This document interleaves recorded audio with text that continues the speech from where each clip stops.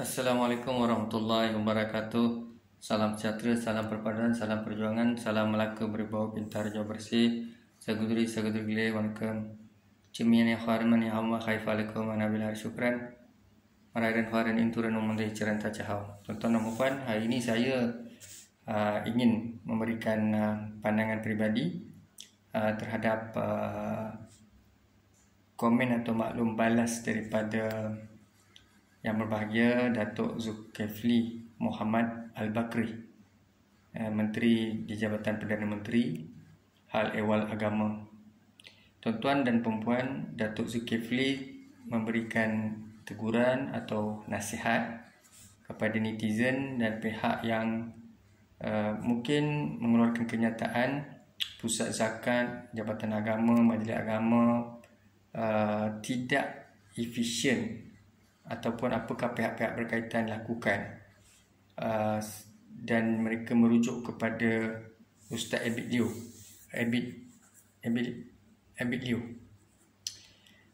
Sekarang ini kita maklum di Malaysia ini kita ada ikon. Dalam politik kita ada ikon, dalam ekonomi kita ada ikon, entrepreneur, businessman, CEO, mungkin dalam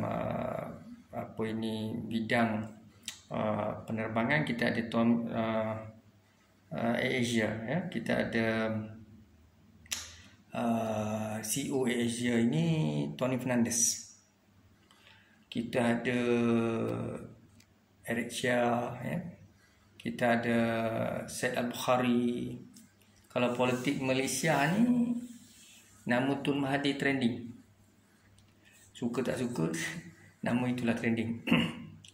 Lain daripada Tun Mahathir, siapa yang dilihat? Datuk Seri Anwar ini belum lagi menjadi Perdana Menteri, walaupun memang pernah menjadi timbalan Perdana Menteri Kewangan, tetapi dia tidak menjadi Perdana Menteri, so tidak ada legasi. Datuk Najib ada sikit lah. Jadi sekarang ni kita merujuk kepada Ustaz ni. Kalau kita tengok, yang banyak buat kerja turun padang, welfare, kebajikan, dan ada juga berkaitan dengan dakwah, itu Ustaz Abid Liew, Ustaz Kazim Malian, Ustaz Zahid Idrus. Mereka ni lebih kepada dakwah, ceramah syara'an agama. Jadi tuan-tuan, cadangan saya kepada Datuk Zulkifli Mohamed Al-Bakri, secara peribadinya saya bertanggapan begini: Pusat Zakat, Majlis Agama atau Jabatan Agama, Baitul Mal, termasuklah Jabatan Kebajikan Masyarakat, penjawat awam di situ, saya harapkan mereka melakukan kerja-kerja turun padang. Contoh begini, ataupun pegawai daerah, ya, mereka turun memantau, menyantuni. Jadi kalau tak ada kenderaan, Majlis Agama, Jabatan Agama beli kenderaan, dan turun ke kawasan pendalaman, kawasan-kawasan daif, ya, perkampungan, ziarah rakyat, ya, termasuk Jabatan Kebajikan, pegawai-pegawai penjawat awam mereka, ya. Pengarah mungkin tak turun lah, ya. Timbalan pengarah pun tak turun. Jadi yang biasa turun ni pegawai-pegawai yang peringkat sokongan, diploma dan sebagainya lah. Jadi penolong pegawai takbir, ya, ataupun ustaz-ustaz yang di bahagian menjaga budaya ini dah tidak ada dah sekarang ni. Dah lama tak ada ni. Tahun 90-an pun tak ada. Saya ada banyak pengalaman dengan pusat zakat ni. Saya tak merujuk negeri mana lah, saya pun tak nak sebut, walaupun tuan-tuan tahu saya duduk mana, tapi bukan saya sebut negeri itu. Banyak negeri saya duduk ni, 5-6 negeri. Jadi di mana-mana pun saya tengok, kita tidak ada satu sistem yang satu, kita perlu digital. Saya setuju jugalah dengan Ketua Menteri Melaka ni.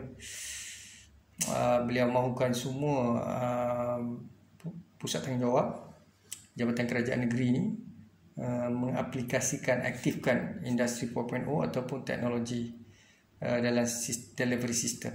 Ketua Menteri dah cakap, tapi kena tanya kepada Ketua Menteri Melaka Yang Amat Berhormat Datuk Seri Ketua Menteri, adakah apa yang Ketua Menteri sebutkan, sampaikan ni dilakukan oleh penjawat awam? Dan kalau mereka kata akan lakukan, bila? Dan timeline dia bila? Bukan kita mau mendesak, tetapi kita mesti ada dia punya timeline. Timeline itu atau duration. Kalau 3 bulan tak boleh, 6 bulan. 6 bulan tak boleh, tak kalau sampai setahun, lama sangat. Ya, sekarang ni kita teknologi perlu cepatlah, ya, delivery system dan sebagainya. So ketua menteri, menteri besar, perdana menteri, jemaah menteri-menteri, mereka ni mesti kena capai KPI, organisasi piagam pelanggan, ya. Kalau itu dasar warasa dia, blueprint dia, itu gagasan dia, pastikan dilaksanakan. Jadi pusat zakat Baitulmal Jabatan Agama ni, pengalaman saya ni banyaklah. Saya menguruskan orang sakit, ya, turun padang, hantar surat kepada pihak Baitulmal, arwah dah meninggal, Baitulmal datang. Ada datang juga lah, tapi selepas arwah dah meninggal. Adalah pengalaman saya, ya. Ada juga yang surat permohonan yang tak dijawabnya. Jabatan masyarakat pun sama juga. Ada yang hantar suratnya hilang, bukan al-fitnatul syarminahat. Pengalaman saya lah ni. Lepas tu saya buat balik, hantar balik. Saya yang pergi kerja hantarnya, pergi ambil gambar rumah orang tu, siasatnya, angkat surat pada Perdana Menteri, Ketua Menteri, Jemaah Menteri, yang di Pertuan Agong, sampai ke Agong, tuan-tuan. Tuan-tuan, kadang-kadang tuan-tuan terasa bila saya buat perkara ni kepada Perdana Menteri, kepada Jemaah Menteri. Sebab apa, tuan-tuan? Sebab tuan-tuan ni tak nak buat kerja, turun padang. Jadi kalau permohonan dihantar pun bukan al-fitnatul syarminahat, tuan-tuan, ampunkan saya tak fitnah, banyak bukti pada saya. Jadi masalahnya bila tak dilayan, surat pun lambat dibalas dan sebagainya, maka inilah kesan dia. Akhirnya saya terpaksalah bawa ini kepada Perdana Menteri, kepada Jemaah Menteri, kepada Menteri Jabatan Perdana Menteri, sebab nak orang bawah ni buat kerja. Di peringkat federal, state, local government ni, di peringkat kajian tempatan, agensi di kajian negeri ni, ya. Itulah tuan-tuan. Satu lagi saya melihat di Malaysia, kelemahannya begini. Kelemahannya dia punya takbir urus dia lemah. Delivery dia lemah. Pelaksanaan duit ada, tapi dia agihkan lemah. Kalau dia agihkan pun dia tak sampai. Yang keduanya, pengagihan itu kadang-kadang bukannya kepada kumpulan sasaran. Dia buat program itu, dia buat program ni, macam-macam. Ini bukan al-fitnatul syarminahat, adalah, ya. Jadi ada kes di beberapa negeri, ya, BPR masuk, beli kenderaan yang tak sepatutnya, charge mahal-mahal, kontrak potong tebang dahan pokok. Ini pejabat agama pernah terlibat dulu pernah keluar lah kes-kes macam tu, ya. Jadi kita bukan nak mempertikaikan jabatan agama, pusat zakat, jabatan kebajikan masyarakat, tidak. Ada pegawai yang buat kerja, ada yang saya tak sebutlah semua, ya, tapi ada yang tak faham lagi kerja. Jadi itulah nasihat saya kepada pihak-pihak berkaitan, ya. Saya tidak sebut negeri mana, tempat mana. Jadi saya sebut secara umum. Jadi bagi saya, kita jangan fikir ke belakang, ya. Tidak perlu kita cari kesalahan mana-mana pihak. Cumanya ini amanah Datuk Zul. Dunia akhirat Allah Ta'ala tanya Datuk Zulkifli adalah Menteri Jabatan Perdana Menteri Hal Ehwal Agama. Besok di akhirat Allah tanya. Sebab pemimpin satu kaki di syurga, satu kaki di neraka, ya. Ketua hakim, mufti, menteri, jemaah menteri, pemimpin, siapa pegang jawatan, semua ditanya oleh Allah Ta'ala. Apa tuan-tuan buat?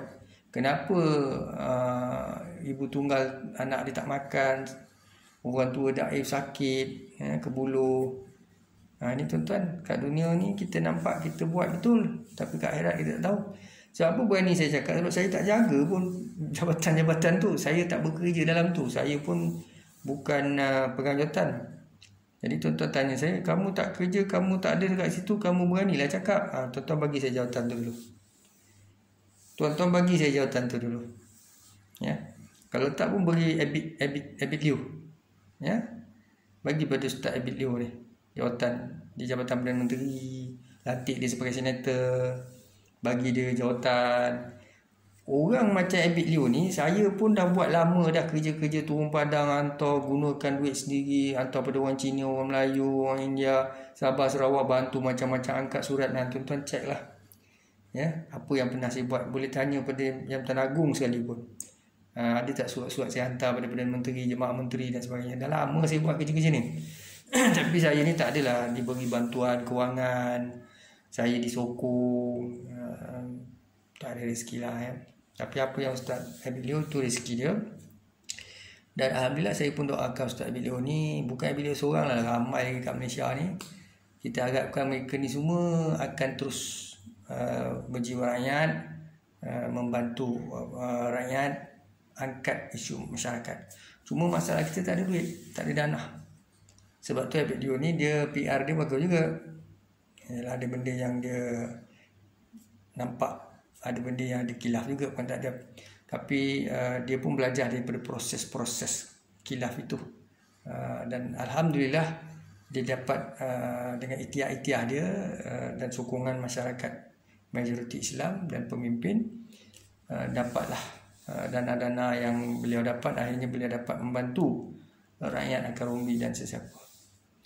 Jadi bagi saya, kalau netizen menegur tu ada sebab lah tu. Jadi mesti kita kena semak, kita kena tengok kat mana silapnya.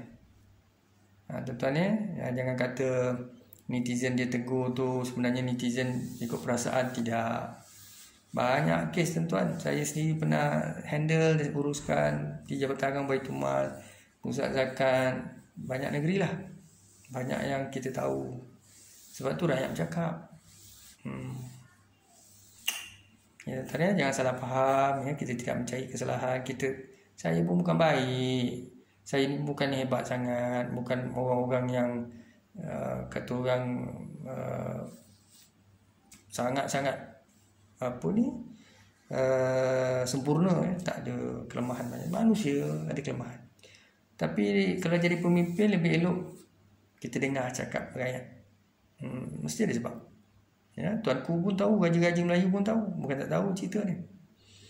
Rasuah Jabatan Agama, BPR masuk, tangkap, ada ramai dulu, sekarang. Tapi kita minta lah, kita tidak menyalahkan mana-mana pusat institusi, cuma itu sikap individu. Ya, kalau saya rasuah, saya lah. Kalau saya merompak, saya lah. Tapi tak boleh nak sebut jabatan tu. Yang jabatan tu tak ada kaitan. Itu sikap individu. Saya minta ampun, maaf ya, jangan salah faham. Ini adalah pemimpin yang baik, adalah pendengar yang baik. Jangan melenting, jangan bertikai, renungkan. Ya, bila netizen beri pandangan, panggil dia, tanya macam mana, kat mana silapnya, bawa bincang, ya. Lepas tu murnikan. Itu yang Nabi buat. Nabi Muhammad SAW. InsyaAllah. Assalamualaikum. Syukran dan terima kasih.